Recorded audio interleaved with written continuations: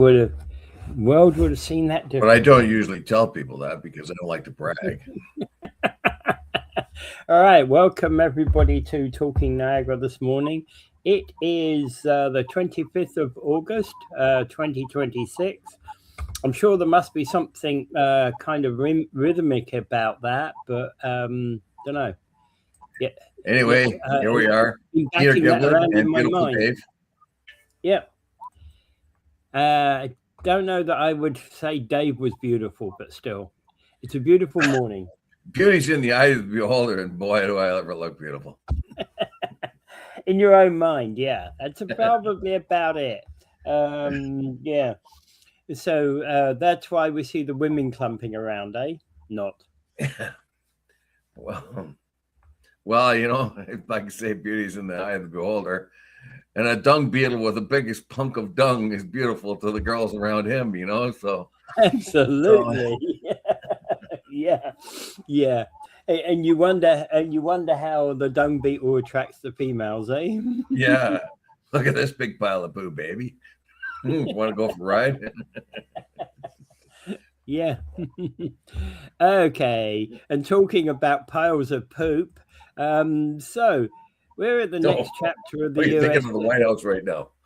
We're at the US next chapter of the U.S. Canada trade war.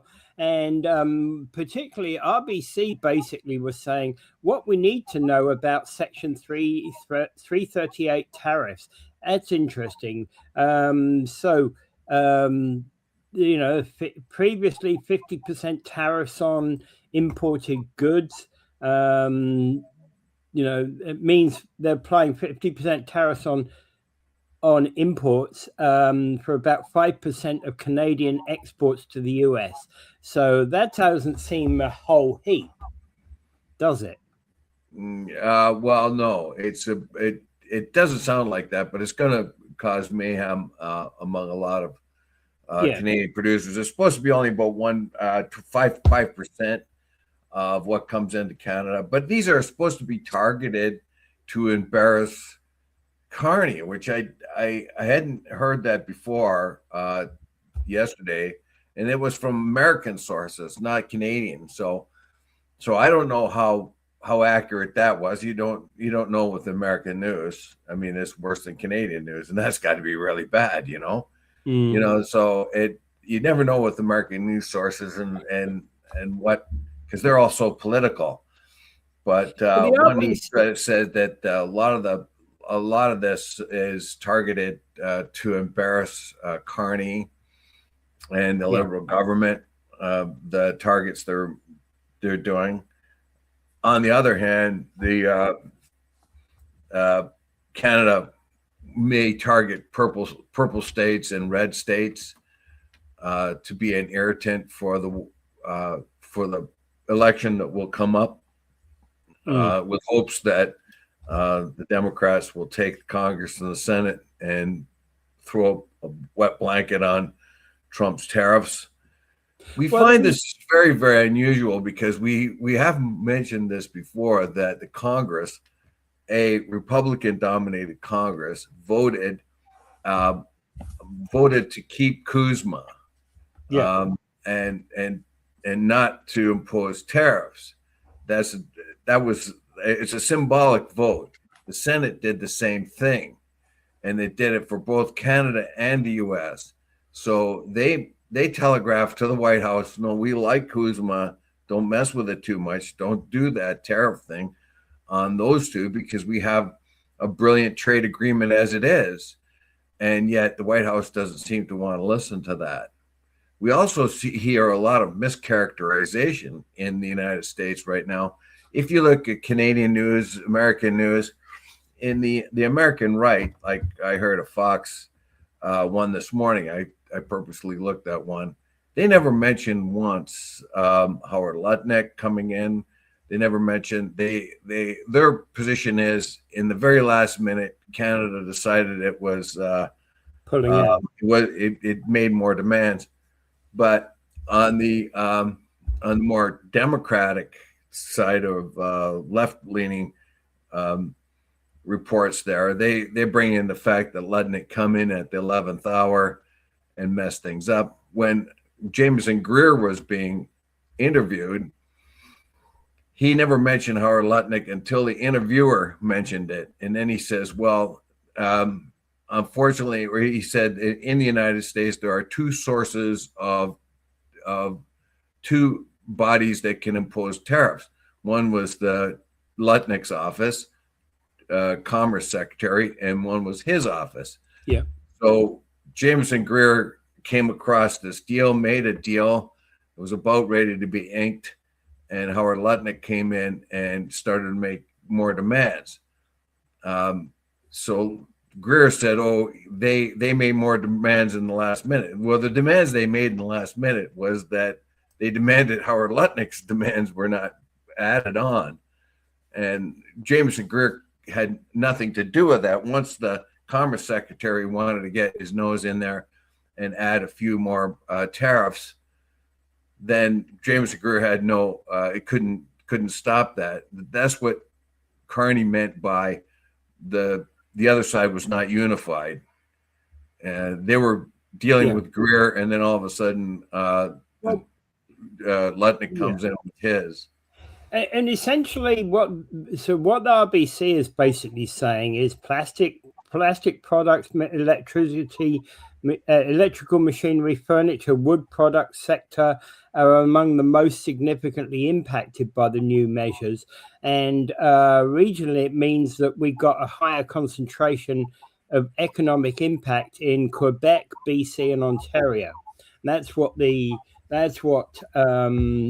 RBC have been analyzing about this deal, where it's what the impact is, because a large amount of it is still only at 5%. It's only small bits that are at any higher percent. And when it comes to looking at what the impact is locally, the Niagara impact. When we look at the Niagara impact of this, it means, it basically means that we've got potential impact because of in the following several areas, because American consumer has to either swallow the cost, pass it on to the customers, find an American supplier as an alternative, find a supplier in another country, or reduce production. It's those last three that impact manufacturers in Niagara so much. And the Niagara sector that's vulnerable is automotive and automotive parts, fabricated metals, machinery, food processing, chemicals, building material, agricultural products, wine and beverages. Those are the ones most at target.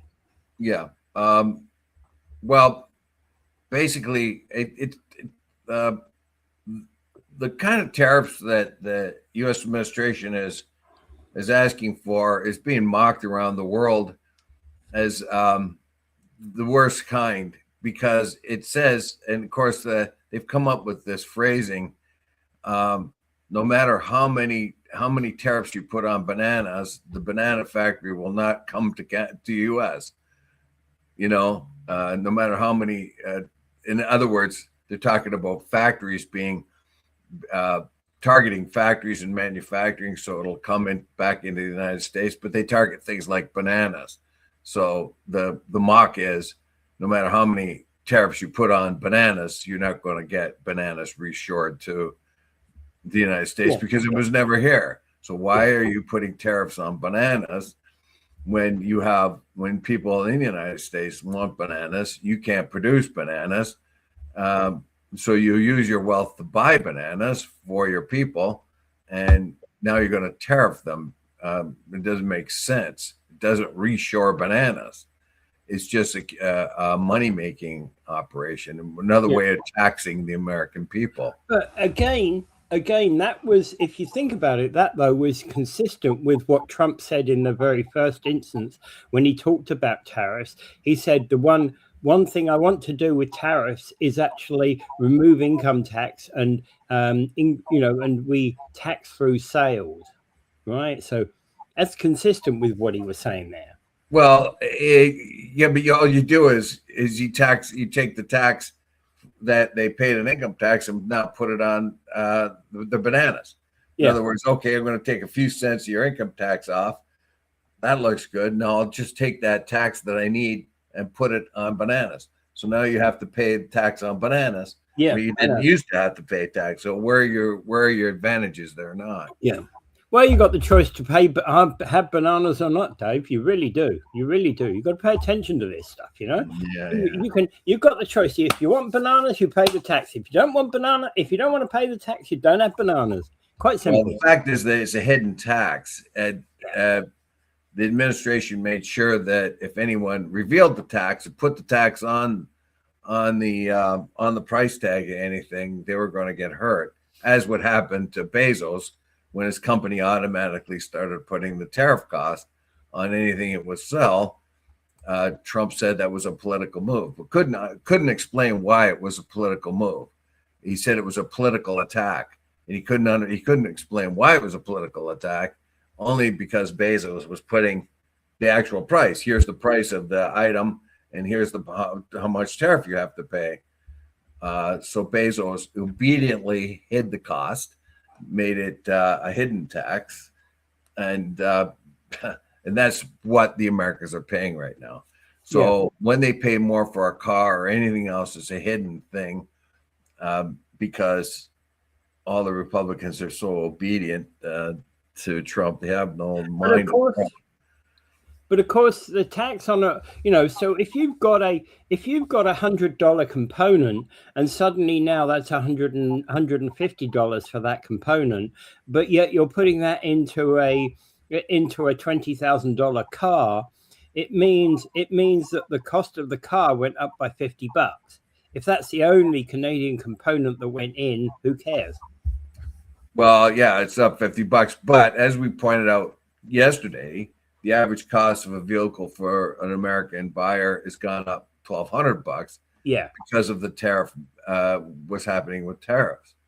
Yeah, and there's the hidden tax, but they're not made aware that there is a tariff tax on the car. Yeah, right, because and that's not permitted. Right? They get the sales tax or whatever regional taxes there are on it, but they will not be shown the tariff tax. Yeah. And at the end of the day, that's not just Canadian parts, that's Brazilian parts, that's Mexican parts, that's that's parts from Spain, that's parts from from South Africa, etc., right? They're all attracting their tariffs in one way or another. And American car industry, although it primarily gets its parts from U.S. Canada, and Mexico, it does import parts from the rest of the world. Yes, it does, but primarily from Mexico and Canada. Yeah, and I think the whole tariff thing is falling apart in the U.S. because more and more people are realizing how much more of a cost it's adding to the average. The tariff is a tax, of course, and that's adding cost to everything. Like I said, it's being hidden in the price. It's a hidden tax so far, but people are starting to get savvy about that. We need more oranges. French is declining, folks. It's declining. Natives want free money. Canada cannot keep giving natives more and more money. Many more don't work because a lot of crime. It's one view. 10 billion a year added tax. Well, okay, so there's all kinds of comments there that it's hard to put them all together. Yeah, right. So we are. So we're in war. We're in a war. We did not I don't know what's with MAGA North up here. The people who love Trump to tell us we got to roll over and die and cow and be cowards and not fight back. Oh, don't do the elbows up. Oh, you better just do what you're told by the big orange guy. Do what we are told. So MAGA North up here, the followers of Trump up here, just like Donald Trump to be the dominatrix of Canada. whip me again, hit me again, big fella. And it just like I don't know what it is. They want to bow down to the guy. Oh, you are the god. You are the god of economics. We will just do what you tell us. Come on, get on board. This is Canada. Fight back. Even if we lose, at least we fight. Instead of rolling over like Europe did and call him daddy. Oh yeah. God, it was humiliating. I was humiliated for the Europeans. Right? Oh, hi, daddy. Hi, big daddy. And then they just rolled over and gave a lopsided. Britain did it. The EU did it. Oh, it was just so embarrassing. But we didn't. And who else didn't? China didn't. And China won their tiff with the U.S. I don't know if we'll win ours, but at least we stood up to them. Maybe we'll start something here too. Look. Well, we've got to be moving. We've got to be moving ourselves. As I've said this for more than ever since the whole topic of tariffs been starting. I said we as Canada need to be moving ourselves away from a dependence upon the United States to other sources of income. Realistically, we'll be tied to the United States a lot. We are. We always will be because of the close proximity to it. Right. Yeah. But if we're less and less dependent upon it, if instead of 90% of our trade going to the US, it's only 70%, but the rest, but the other 20% was taken up by Europe, Mexico, South Africa, Brazil, India, that kind of thing, then we won't be in any worse position. Well, I don't know. We have gone after other trade deals with other partners. This whole thing has revealed to us how vulnerable we are. Yeah. And Carney, whether you like him or not, he's speaking truth to power. He said the United States has changed. It is not a country that worked as it did after World War II to establish alliances and economic free zones all over the world. It is now doing the opposite, reducing economic free zones, using its trade leverage in its market to hit people over the head. And one of the things he also said, according to the CBC article that you gave us, that one of the main reasons that they walked away from the deal was that Washington demanded terms that would destroy big Canadian industries, including auto, steel, and aluminium sectors. Well, that was the auto part was the last minute thing that Letnick came in. He's often said that he wants all of American car manufacturing, every part of it, to come back into the United States. Well, it never was permanently in the United States. And it's funny how these things are characterized. Like I hear Fox says, well, once upon a time, Canada says, if you want to, we were buying American cars, and if you want to sell American cars in Canada, you got to build your plants here. Well, that was back when there was overall tariffs and customs resistance all across the borders. Then along comes the American free trade, or not the free trade agreement, but the Auto Pact. The Auto Pact, the free trade agreement, was based largely on the Auto Pact, where we had this cross-border arrangement that made things easier and faster and more profitable for both sides. And so when they mischaracterized that terribly, they said that, well, we forced them to build their autos here, and we were nice enough to do that. I mean, so, it's the simpleton's explanation, and unfortunately, anybody that listens to Fox will get the simpleton explanation. So whatever you hear from Fox, you got to then go look at others, and I'm saying that of CNN too, or whatever else. You have to find a variety of different tells on whatever you hear, because Fox wants you to be ignorant. That's an advantage they have. How do we enrage the ignorant people we attract? And that's what they like to do. So You're not going to get good news there, and you're not going to get good news on CNN. So you got to look deeply into something. You cannot just repeat what they say. And anyone that listens to Fox up here and believes them are one of the ones that want Trump to be a dominatrix. After they listen to that rubble, that rubbish. Anyway, so what are we going to do now? We're in a battle. We have shown the world that you can fight back, and you don't have to be a big mega economy like China to fight back, and we are fighting back. We have been insulted. We have been abused. We have played the game the way it has supposed to be played, and we're told that we're cheating. We followed every rule. We've negotiated every contract, and we've played the game according to the rules.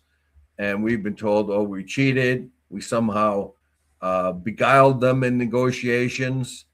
That's what Trump said in his first term when he renegotiated NAFTA. He says Canada took a total advantage of us. Canada and Mexico took a total advantage of us. I'm going to fix that. Then he said, okay, I fixed it. And I come up with USMCA instead of NAFTA. And now I fixed it. It's great now. And now he comes back and says, well, Canada flim-flammed us in the last negotiation. And then somebody reminds him, didn't you make that last negotiation? And he says, yeah, I fixed it. But but now I want to change it before he fixed it permanently, So the guy, you can't believe anything the guy says, and his signature is only made out of pencil. He changed it on a whim, whatever whim, and he does. This is the same when I was listening to an economist that are more or less nonpartisan.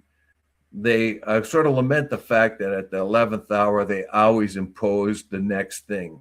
They get you to the point where you think you've got a deal, make you all really happy. You're about to sign, and oh, by the way, we want this, this, and this. That's exactly what they did to us. They said, okay, we got a good deal on Tuesday. Then, we're getting all ready to sign it. And then Howard Lutnick comes in and makes a bunch of demands. Then they say that we made demands and walked away. Well, we did. The only demands we made is we demanded the Howard Lutnick part wasn't added. And that's how they mischaracterize it. Yeah. And you're never going to make a deal with these people you could trust, and that's the problem. They are slippery. They don't hold to their deal. They just change it. They did that to the Saudis.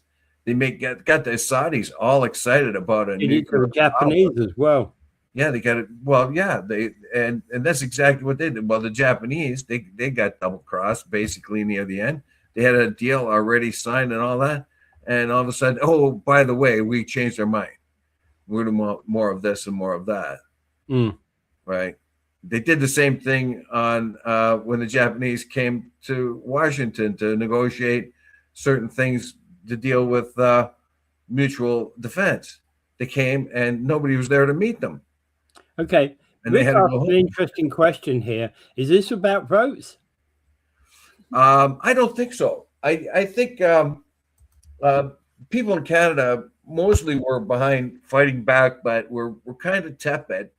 The Carney's got more and more support to stand up to Canada or up to the United States, and it just comes to the point where you cannot accept,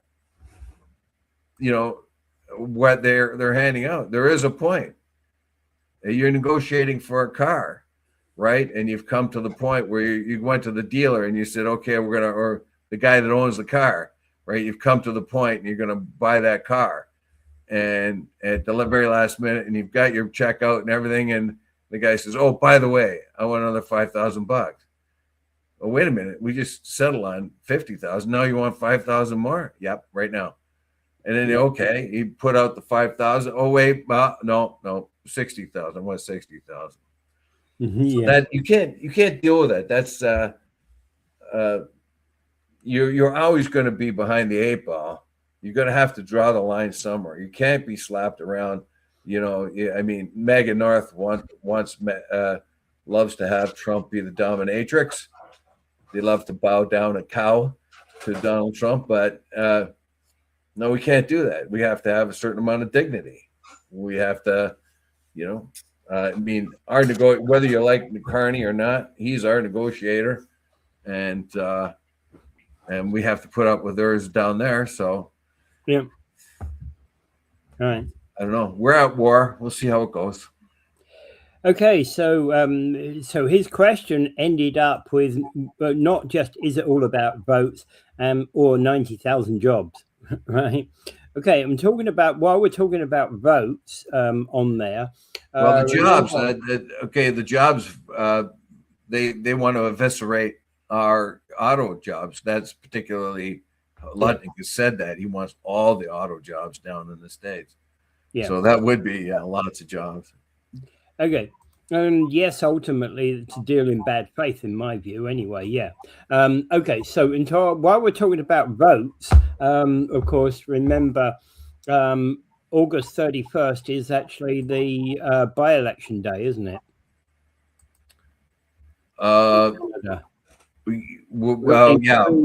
Three by-elections, 2 in Quebec and one in Toronto. Okay. Well, which is next Monday. Who are they held by currently? The Toronto one's probably a Liberal. Toronto one's a Liberal, yeah. So they'll probably win. One's a block. I think one's block and 2 Liberal. Okay. Right.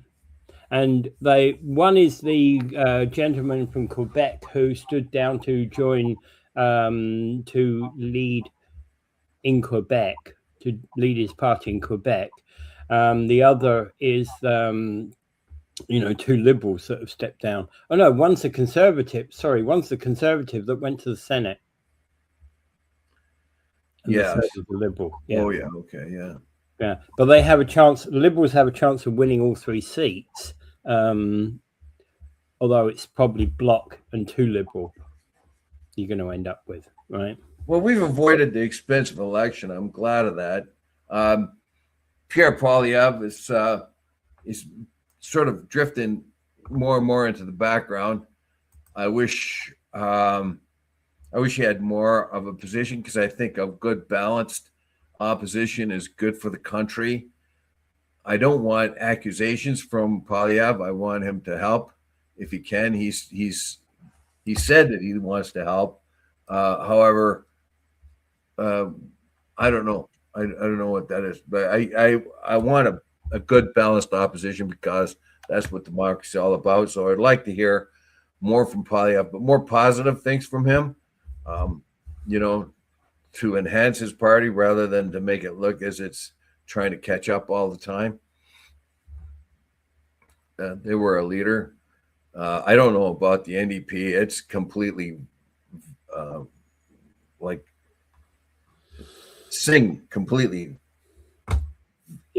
completely made it evaporate, because he supported the Liberals too much without having his identity. He propped him up for 1 year too much. Yeah. Yeah. So they lost their identity completely. Yeah. Exactly. And it's going to take a generation, I think, to actually get the federal NDP back. To where it certainly may never be back to where it was under the Jack Layton era. Well, it's got to get back to the working man and woman. That's what it's got to do. It's got to stay out of gender politics or whatever else, all these fringe things. It's got to get back to how can we put our people to work, and how are we going to get fair treatment for the people to get to work, and then how do we exercise going back to political mandate with the support of the average person. The average person's voice is being lost in all of our politics all over the democracies. Unfortunately, it's going left extreme or right extreme. The Republican or the MAGA party is moving it fast over to fascist territory, and we see in the Democrats are moving more and more towards the communist side of it. although they'll never reach it. They're more social democrats. But anyway. Yeah. All right. Okay. So moving on. So Chippawa Town Hall, the heritage restoration in nears completion, and it's a 184-year-old building. And basically, what they've done is upgraded it all and kept the tenants in place, the commercial tenants in place. Oh, I should say, actually, I was worried about Hamel Machine. I was going to mention that before. Hamel Machine here in Niagara Falls, Niagara region, sells a lot of unique manufacturing goods to the United States. And I hope they're not overwhelmed by all this tariff, but I'm probably sure they will be. Anyway, back to the hall. Yeah. Yeah. Okay. Yeah, and it's always good to, it's always sad to hear bad fortunes of a local company. Yeah. But okay, back to Chippawa Town Hall. Basically, it's a 184-year-old heritage building. It was being rented out by the city to local tenants. I think a wealth management office, a law office, and a cafe. And they've managed to restructure the building, around the existing tenants, and they're about to essentially the restoration is nearing completion. I was going to say reopen it, but you're not really reopening it. It's already open. It's remained open during the renovation. Yeah, that's it's very it's really good to find out that they're treating the building with the care it takes, and during the renovations they found the lumber by which it was that was used to create the building dates back 400 years, like 400-year-old timber. So those tell you how old the wood stands were back in the day. It must have been magnificent at one time. So it's possible then that whilst this is a 184-year-old building, it either reused some materials from an earlier building or was actually built on top of an earlier building. Well, no, it may have been built on top of an older building, but the hemlock and the other there's a 300-year-old hemlock, 400-year-old ceiling beams. These things would be determined by tree rings and stuff like that. So what it is a very old tree. You've got a 200, when they're making this building, you get 200, 300-year-old trees that were cut down to make it. Yeah. You know what I mean? And that's where the 400 and 300-year-old claims here come from. Yeah. Yeah. And so I think it's. But the interesting thing is about that, they can actually, I think it's called dendrochronology or something of that nature. Dendrochronology. Yeah, dendrochronology. Thank you. That's right. Where you drill and you take the rings of the tree, and you can actually know from the ring structure exactly how old a piece of wood is. Yeah, there's a pattern, and it's a worldwide pattern. Dendrochronologists can determine it. Depends on where you are in the world too. But what they do is they take a particular piece of lumber or tree or beam where they know the date of it. When they know the date of it, and then they look at how the growing season happened, the tree rings, etc., and they will match all the other ones in and around the area, and then they can date it. So they take let's say they take a beam out of an old church. They know this beam was built in the year 1000, and then from 1000 there, so anything they see that predates that, they can say, okay, well, this beam came from a tree that was 200 years old, and it was used for this church in the year 1000, and that 200-year life of that tree, then the patterns of that can be compared to the patterns of other trees, and that's how they can date it. Yeah. Really a fascinating stuff. It is quite fascinating. And a lot of Europeans are actually dating buildings, so they find beams. They open up a section of a building that they never knew exist, and they find a beam that's kind of like a beam used across, let's say, a mantelpiece or something. and they take a section of that for dating purposes, and they find how old it is, and then that kind of helps them actually understand the building a little bit more. Yes. Well, anyway, the big highlight here is that the people have taken over the old Chippawa Hall, one of our oldest buildings around, and it's been around for a very long time, and they're treating it well. So I think that's really the point we have to point out here, that it is being treated well. It's being recovered and restored. Quite often, sometimes only the outside walls get restored or remain, and everything else is gutted. In this particular case, that's not the case, but it's going to be converted into a useful building, wealth management, insurance, and even a little cafe. So it sounds like it's going to be, it's being taken care of well. So that's always in the back of my mind, because we don't seem to have a whole lot of regard for our old buildings and our old heritage. And it's something missing in Niagara. I mean, other communities take that on and they preserve them, not us. We kind of look the other way, and it's not that important to us. And no, I think this is a significantly important 186-year-old building, which may even be older. That's a good thing. Yeah, and for Canada, for a place here in Southern Ontario to have a 186-year-old building, that's something, particularly when most of the residents of this area did not come here until after the American Revolution, and that was like, you're looking at 1790s, and we're finally building a very large stone building, basically, in 1832. You can actually, if you place this in Chippawa, how Chippawa will have changed over the years, particularly those battle scenes down in Chippawa, and yet this building may have suffered damage during. It was built after the war. It was built after the war. Yeah. Okay. Yeah, but again, how much of a building may have changed over the years, but yet, it remains a landmark, and that landmark is an important landmark. Yeah. Yeah.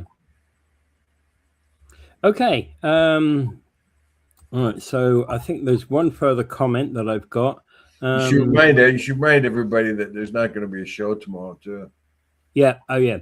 Yeah, I have to go somewhere, so there won't be a show tomorrow morning. So sorry, the next show will be Thursday morning.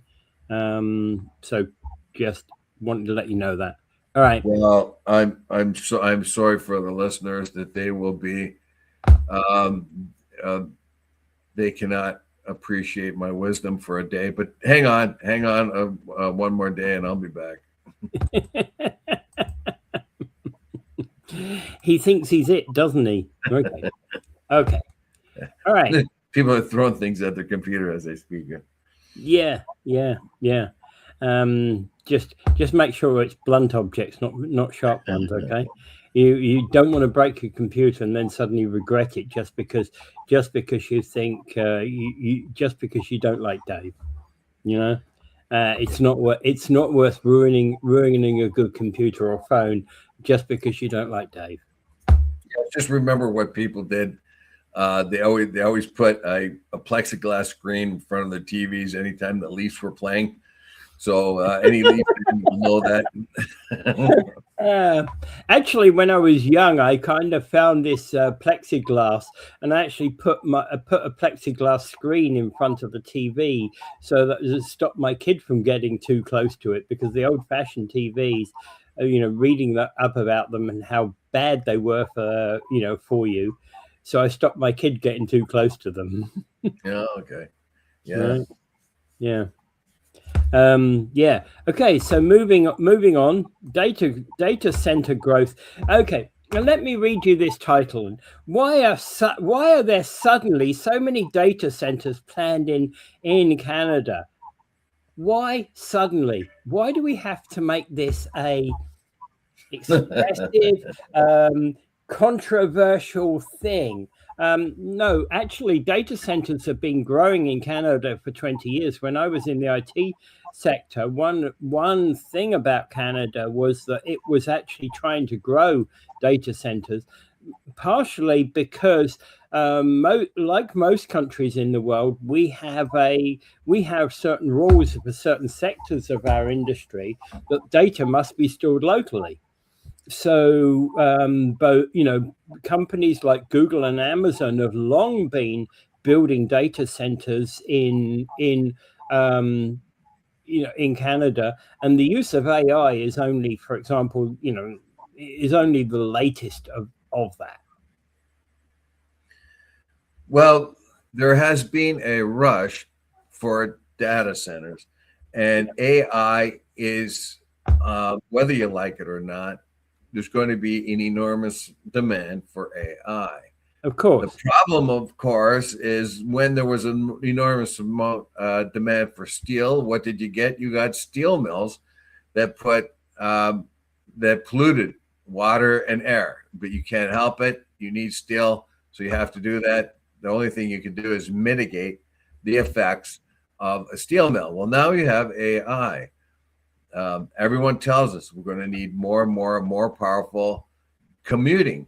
Unfortunately, AI uses enormous special chips that, of course, there are semiconductors, so they produce heat. You're going to have to take that heat away from the computer if you want the computer to live a decent length of time and perform well. So the temperature is optimum. So you're going to need water to cool it. So you're going to need ample amounts of water. And more importantly, of late, you're going to need enormous amounts of electrical power. Enormous amounts of electrical power. You always need electrical power. You always need electrical power. The water cooling is actually more of a modern thing, actually, for computers. Well, yes, because they've never had to have that kind of, because of the amount of heat, the hugeness of AI data center. That's why I think like Quebec had built all kinds of them. They have all kinds of water, and they have all kinds of cheap electrical power. However, there is a lot of fear that AI data centers the bubble may burst on them because they've been pushed so hard. As a matter of fact, some economists claim that the resurgence of AI center is the thing that is saving the stock market from sliding into recession, is this boom on AI centers. The problem is the amount of water is enormous and the amount of electricity is enormous, which makes the electricity price for anyone living in and around there higher because, of course, demand means it's higher. It has a payoff insofar as insofar as, for example, jobs in the electrical sector, because obviously the more demand for electricity, the more jobs there must be in the electrical sector. Well, in this particular case, once the data center is built, it doesn't add a whole lot of jobs to the community. No, it'll take up. You could take up a huge amount of space, absorb an incredible amount of electrical power, and the water, and probably has less than and it may have 50,000 square foot of data center, but only 100 jobs. Yeah, very, very, very few once it's up and running. So you need a few technicians, you need a janitor. That's about it. So now, like you say, you need steel, so you got to make a steel mill.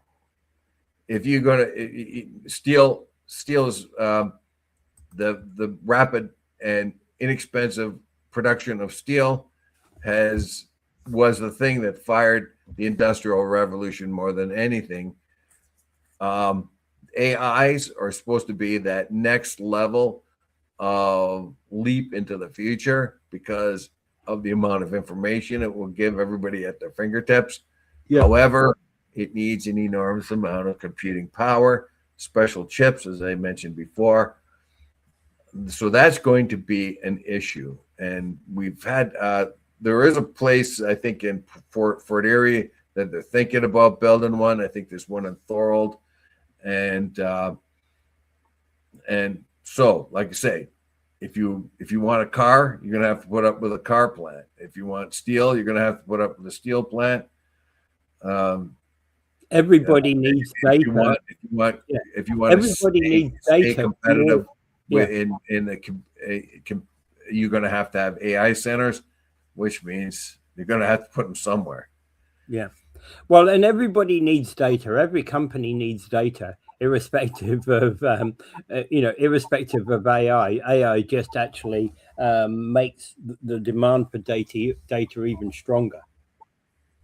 These things have to be planned very well. I mean, we're going to need them. It's just like you need a steel mill, just like you need a nuke plant for power. Otherwise, you're not going to have power. So you get your choice. If you want electrical power, you got to use a nuke or you got to use coal.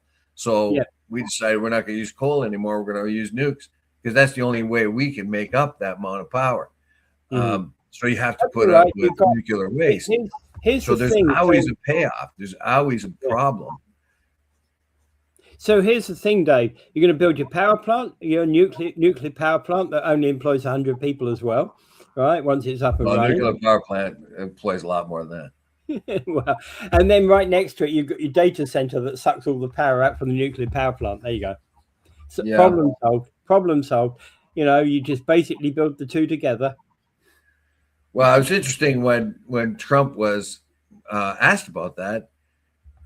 He said they came up with an idea that the data centers have to supply their own power, presumably with small natural gas generators that they produce the power themselves, so the local power doesn't go. But that which adds a huge amount of expense, adds another dimension to the problem. We could do the same thing. We could, start. There's a lot of small gas generators that you can buy. You can make your own power. I don't. So these things have to be planned very well. We're going to need them. Just like you need a steel mill, just like you need a power plant, just like you need a car plant. You're going to need them, but you're going to have to plan them so the negative effects are minimized. Okay. So one thought about this, by the way, do you know that we've kind of with our municipal electoral candidates, we're the first time in history that they're facing essentially an AI election. You can build and run your campaign using AI, couldn't you? Yeah, I guess. Yeah. So you can enhance your image, right? Enhance your image, yes. So if I was running, I would move my 5'8" well, to 63 muscles, shave about 30 years off my appearance. But the other side about this one, Dave, is the picture that's out there at the moment, right? The bad picture that's out there at the moment, which is Wayne Gates giving Lori Lococo a bag full of money, right? It's fake. Of course it would be. Yeah. Anybody wouldn't know that. I mean, come on. That's the if you believe that, you want to believe it. And that's the problem. That's the problem with our politics today is if whatever you want to believe, you're going to believe it, if you want to believe it. And realistically, there's nothing there's nothing to back that picture up at all as being realistic at all in the least. Right. Well, except of course that you've got, for example, the bag of money picture was sent to me by a mayoral candidate. Right. Yeah, that's rubbish. Yes, of course. The picture of kind of Wayne Gates holding a big bag, a big sports bag, and Lori Lococo in a smile going, "Yes, great," kind of thing. Yeah, like I don't believe that. I don't believe that for 1 second. Come on, guys. No. It's get this. That's not true. The bag was only half that size. Yeah. So you're going to get a lot of you're going to get stupid people. Like you say, nothing makes a person more stupid than what they want to believe. If they want to believe something, they become stupid. If they want to believe that the communist Wayne Gates is going to give money to Lori Lococo to buy her, to make her a communist, if you want to believe that, you're going to believe it. So nothing makes a person more stupid than believing what they want to believe rather than what's the truth. Yeah.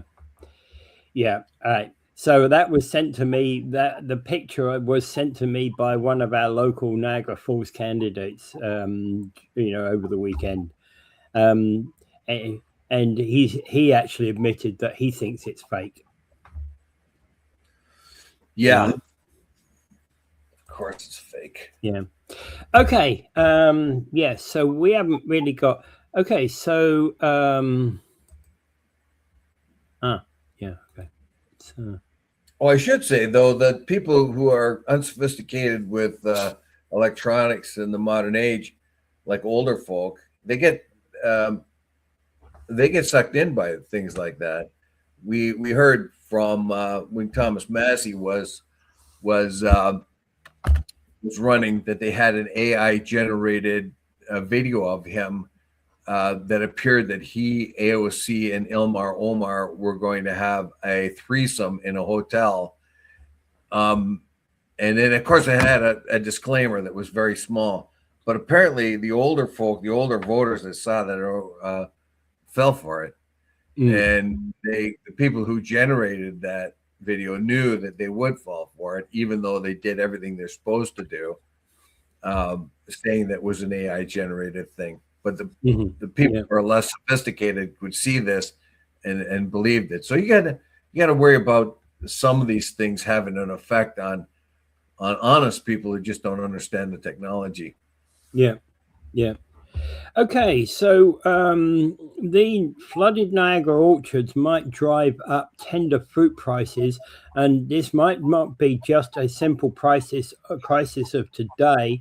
It might well be something that's long term, because they're talking about root damage and death, which, of course, the fruit will be available today.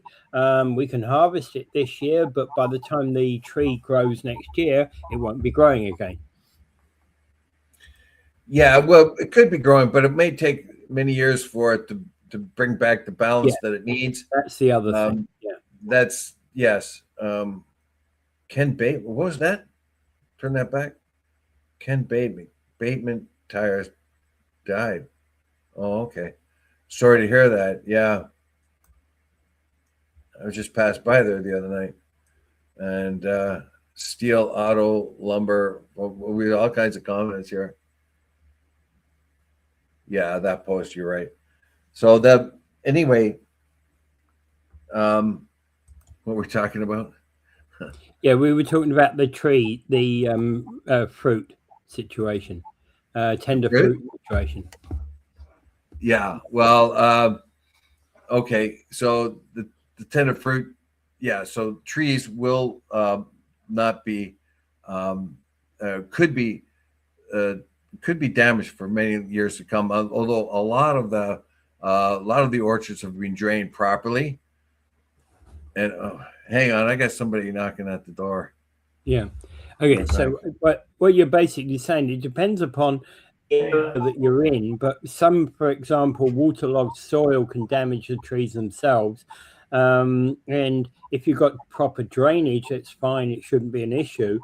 But with improper drainage, you've got things like root damage, root death, reduced nutrient uptake, weakening of the trees, and in fact they could be blown over in a future storm. Increased susceptibility to disease, yes, because in fact the tree is weaker. Reduced fruit production, and that could go on for many years, even if the tree lives. and in the most severe cases, of course, the death of the tree, right? And that's one of the predictors is that Niagara fruit the prices are going to remain elevated, right? So, yeah, so Rick is basically saying Trump's at the door for his morning brief. Yeah, there we go.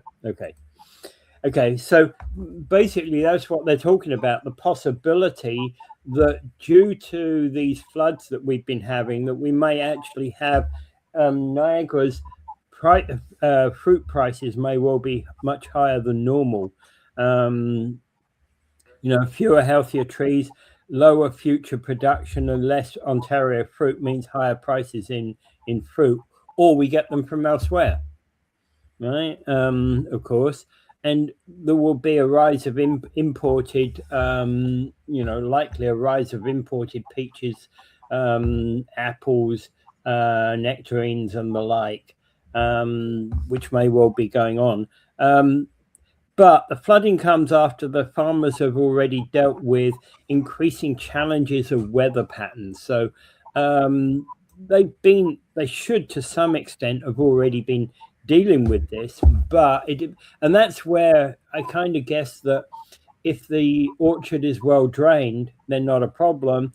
If the orchard is not well drained, then it could be a problem, right? So I think the pictures in the press were about flooded fields, and I'm not sure that every field was flooded, or that even if fields were flooded, they weren't maybe for more than the day of the flood in question, right?